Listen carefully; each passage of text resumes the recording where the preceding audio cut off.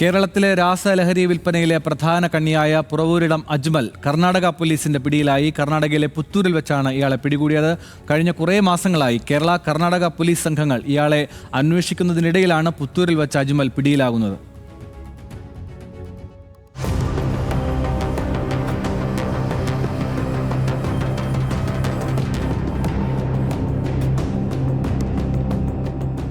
കേരളത്തിൽ രജിസ്റ്റർ ചെയ്യുന്ന MDMA കേസുകളുടെ അന്വേഷണങ്ങൾ അവസാനം ചെന്നെത്തുന്നത് പൊന്നജ്മൽ എന്നറിയപ്പെടുന്ന മുതുവണ്ണാച്ച പുറവൂരിടം സ്വദേശി അജ്മലിലാണ്. ഇയാളുടെ അറിവോടെയാണ് കഴിഞ്ഞ കുറേ മാസങ്ങളായി ബംഗളൂരുവിൽ നിന്ന് കേരളത്തിലേക്ക് രാസലഹരി എത്തുന്നത്. കേരള കർണാടക പോലീസ് ഇയാളെ വലയിലാക്കാൻ കുറേ മാസങ്ങളായി പരിശ്രമിക്കുന്നുണ്ട്. ഇയാൾക്കൊരു സ്ഥലത്ത് സ്ഥിരമായി നിൽക്കാതെ സംസ്ഥാനം മാറിക്കൊണ്ടേയിരിക്കുന്നത് പോലീസിനെ പ്രതിരോധത്തിലാക്കി. പോലീസ് പിടികൂടാതിരിക്കാൻ മൊബൈൽ ഫോൺ പോലും പ്രതി ഉപയോഗിക്കാറില്ല. ഇന്നലെ കർണാടകയിലെ പുത്തൂർ പോലീസ് നടത്തിയ വാഹന പരിശോധനയിലാണ് ഇയാളെ പിടികൂടിയത്. പ്രതിയിൽ നിന്ന് 50 ഗ്രാം MDMA കണ്ടെടുത്തതിന് പിന്നാലെ നടത്തിയ അന്വേഷണത്തിലാണ് രാസലഹരി വിൽപ്പനയിലെ പ്രധാന കണ്ണിയായ അജ്മൽ പിടിയിലായിരിക്കുന്നതെന്ന് മനസ്സിലായത്. പ്രതിയെ കൂടുതൽ ചോദ്യം ചെയ്തതിനു ശേഷം രാസലഹരി മാഫിയയെ പിടികൂടാനാകുമെന്നാണ് പോലീസിന്റെ നിഗമനം.